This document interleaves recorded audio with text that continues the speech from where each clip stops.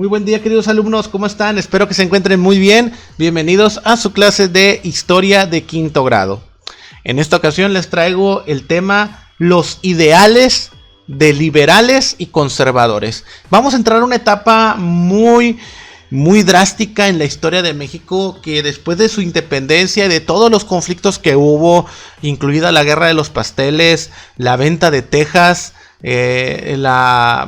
ahora sí que la invasión estadounidense por los territorios de Nuevo México, California y obviamente Texas también estaba incluido. Después de todos estos sucesos,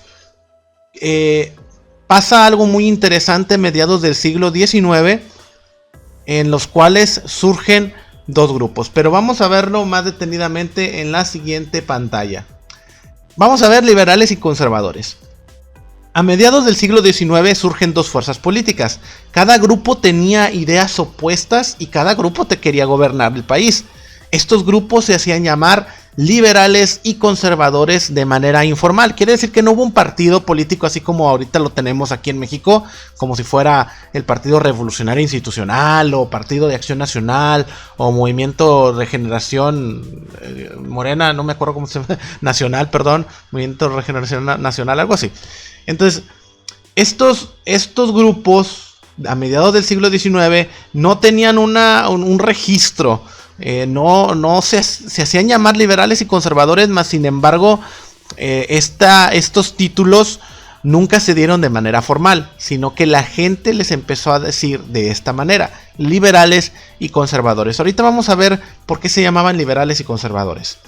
Durante este periodo que duraron los liberales y conservadores, estos grupos provocaron muchos conflictos, inestabilidad económica y de desarrollo.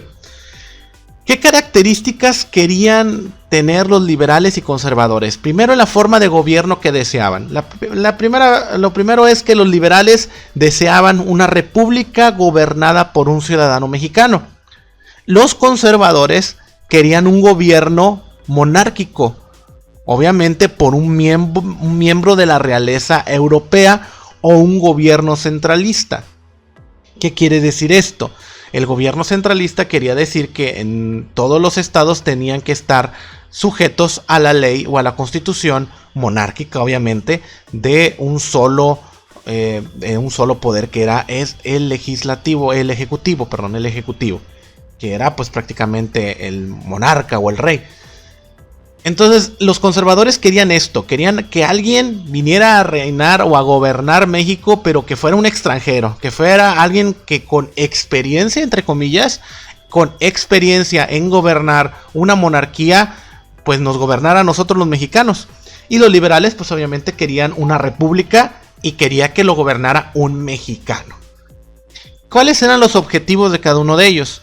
Los liberales querían desamortizar los bienes del clero y las tierras comunales. ¿Qué quiere decir desamortizar? Quería decir prácticamente quitarle esos bienes al clero para utilizarlos el mismo gobierno o tener recursos del gobierno para mejorar algunas cosas que se necesitaban.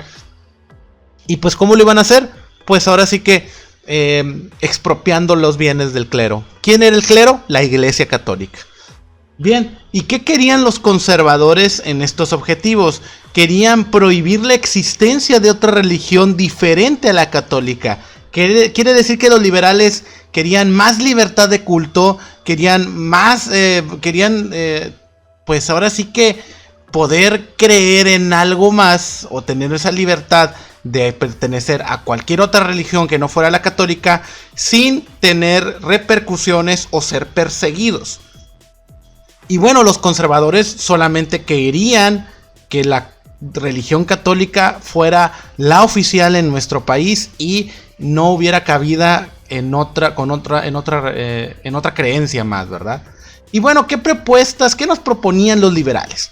Los liberales proponían cambios en la educación, en la libertad de expresión y en el establecimiento de un registro civil. Esto ayudaría mucho al país porque, bueno, prácticamente tendríamos acceso a escuelas, tendríamos un poquito más de libertad, tendrían un poquito más de libertad de expresión, porque en aquel tiempo, pues, hablar mal de un político no era bien visto y prácticamente o terminabas en la cárcel o terminabas muerto.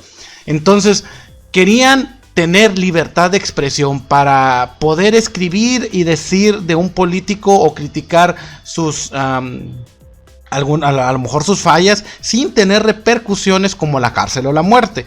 Y bueno, el establecimiento de un registro civil, eso nos daría alguna estadística de cuántos bebés nacían por año, cuánta población había en México, y también tener un registro de ellos meramente formal, porque en aquel tiempo solamente se registraban ante la iglesia cuando los bautizaban. Aquí no, los liberales lo que querían era que el gobierno asumiera ese control de la población. Y los conservadores obviamente lo único que querían era mantener los privilegios de la iglesia, del ejército y de los terratenientes. Y bueno, esas son las principales diferencias entre liberales y conservadores. Claramente hay muchas otras cosas más, y debido a estas diferencias, bueno, fue como hubo muchos conflictos y inestabilidad en el país. Bien, de tarea te voy a encargar que me respondas estas preguntas. ¿Qué propone cada grupo? ¿Cuáles son las diferencias entre uno y otro? ¿Con cuál postura estás tú de acuerdo? ¿Con cuál? Tú ponte a pensar un poco. ¿Cuál ideología te parece mejor? ¿La de los liberales o la de los conservadores? ¿Es posible llegar a acuerdos cuando las personas tienen ideas diferentes?